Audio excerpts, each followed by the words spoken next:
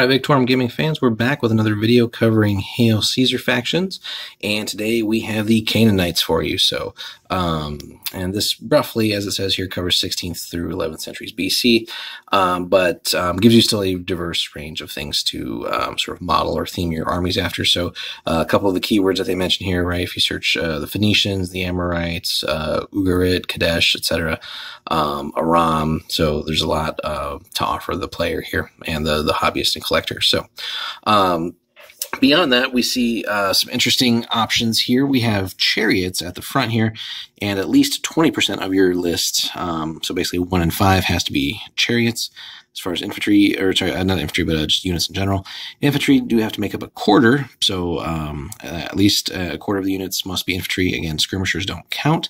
So in contrast to a lot of the armies that we've seen before in our series, where infantry have to make up 50% or more, or sometimes even 75%. Here we start to see a little bit of a broadening of that and some different categories and restrictions here. Cavalry can have up to 1 unit. So again, really any form of mounted units is going to be really in your chariots. Divisions here, a couple of restrictions. So at least 4 units, excluding skirmishers, except for cavalry were present, who always form their own division with their own commander. This cavalry division does not count for purposes of breaking the army. All divisions have to have a commander. And then skirmishers, again, can be up to half. So basically up to half as many skirmisher units as non-skirmisher infantry. So then let's jump right into the list here. So a big bulk of your army is going to be these first 2 units here. The Canaanite infantry guard with spears and or javelins. You're going to have only up to 1 unit of these guys. But again, the list or the army or the unit right there, right below, you're going to have tons of those. So clash and sustained of 6, short range of 3. Okay morale save at 5+, and tough fighters. So no reason to not take that 1 unit of these guys. They're going to be some of your best fighters. Then we see the Canaanite medium infantry with mix of javelins and bows. And that gives you range of 3 for short and long. No tough fighters. Does cost a little bit more actually for the unit at 26, but no reason to not have lots and lots of these guys. Basically almost as good in combat as the above unit, and at the same time have range, so they can soften up opposing enemies before contact is made. Then, interestingly, that includes a Sea Peoples option here too. So basically a medium infantry warband with spears and or javelins. And these guys are really pretty cool. No special rules or anything for them, but they have a clash of 8. So getting that first round of combat and hopefully rolling well can certainly pile up the casualties with these guys. They have sustained of 6, so they definitely drop down in subsequent rounds. Only a short of 2 there, still 5+ morale save and 24 points a unit. So might be worthwhile having several of those as well, just to, for that initial punch.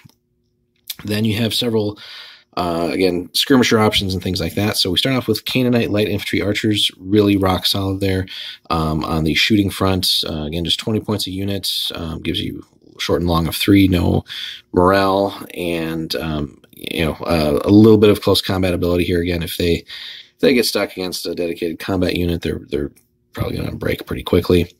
Then we have what's called a Habiru light infantry with a mix of javelins and bows as small units. And as you might expect, interestingly, the combat ability stayed the same here, but the range drops off, and those are only 16 points a unit. And then we get into the skirmisher sort of trio here that we've seen is pretty standard.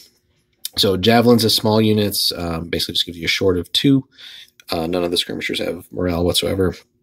And all are basically either 11 or 12 points, as we can see here. Slings, again, give you that long-range option. And you have bows here as well.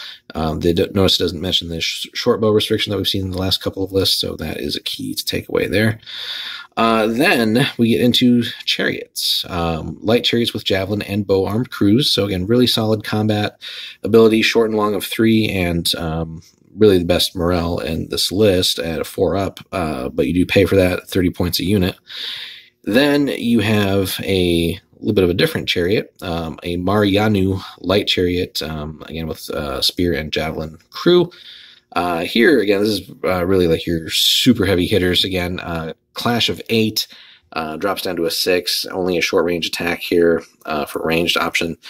Still a 4-up morale save, but they are tough fighters and a little bit cheaper actually than the above unit. So again, 8 dice is pretty nasty. So being able to soften up the enemies with some range fire and then get in with these guys on a charge could be really, really tough to deal with. And yeah, hoping the dice go well and then Tough Fighters kicks in as well. That would be a really solid unit to field. And again, you only get one of them, so worthwhile to invest in having that one unit. You can also have chariot runners here, and up to 1 per chariot. Again, it's a sub unit with a chariot for 13 points. And these guys basically have javelin men and the kind of small units. Again, not really so much there to contribute in the combat ability, but they have a little bit of a short range attack that they could add as well. And then our 1 unit of cavalry that we saw with the Babylon list, very similar here. Cavalry scouts, bow-armed light cavalry, fielded as small units. So again, an okay clash value of 4, but really that's not that scary overall, which very quickly then, drops down to a miserable 2. So these guys are not meant to stick around in combat. So short and long of 1, so they're not going to do too much in the ranged ability too. But getting these guys to scout and harass basically would be their main use there, and they could certainly help pitch in if need be with like a flank or a rear charge, or maybe chase down other vulnerable enemy units where they can maybe hold up okay. But yeah, I wouldn't expect too much out of them. This is not like a dedicated combat cavalry unit. And again, as we've seen with pretty much most of the lists here, so all the commanders and the general have a leadership of 8, so pretty standard all across the board there. Again, not exceptional, but not terrible either. So again, another fun list as far as modeling goes and things like that.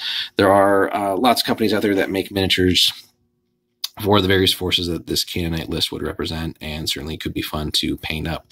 Again, you get a little bit of a combined arms approach here, but still largely dedicated to infantry and skirmishers. But here, having to have at least 20% of your army be chariots is a sort of a new restriction, or not, or requirement, we should say, that we haven't really seen too much of yet. So, and certainly making use of those upgraded units that we saw would be well worth investing in. So you do have some punch in this army in the form of some of the Sea People's units and the Marianu light chariot, which you get 1 of. So using those effectively as sort of your shock troops or shock units, and then following up again with your solid infantry. Your bread and butter, definitely those going to be that second unit there. So the medium infantry with javelins and bows, again, solid combat abilities across the board there, especially against contemporary lists, and then solid ranged as well. So you can sort of form a either a static or a mobile, a little bit of a gun line that will then also do work in close combat for you. So definitely a tough army for an opponent to maybe deal with if they don't get to grips with you soon. And, if they let you dictate how things are flowing, you can definitely pile up the damage and then hopefully push them into being shaken with your charges and things like that. So would they stand up to other later lists that we'll be covering? Again, it's a question. We're, again, looking at this more on a competitive thing, perspective than necessarily just beer and pretzels, sort of coming up with a scenario to play against historical opponents. But certainly, again, anything contemporary, these guys would definitely hold their own.